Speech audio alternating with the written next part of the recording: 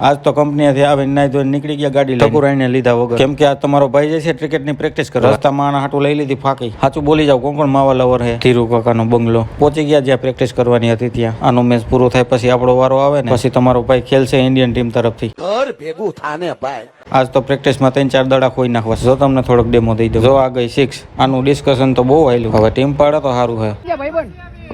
બરોબર જ છે. 2 રન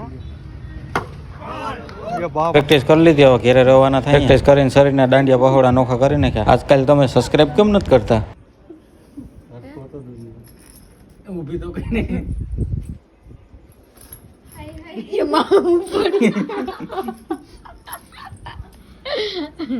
નાઈ નાખો પેલા. ઠકુરાણી બાજુ વાળાનું છોકરું ઉપાડી એવી થોડીક વાર આના એમ તો કરી તમને બધાને મારા તરફથી ચા પાઈ દે. ઢીવાડ કરાવવા જો બહુ વધી ગયા છે. એટલે કાલ તો અમારી 2nd મેરેજ એનિવર્સરી છે. આ પાગલ આયરા 2 વર્ષ કાઢી નાખ્યા મેં.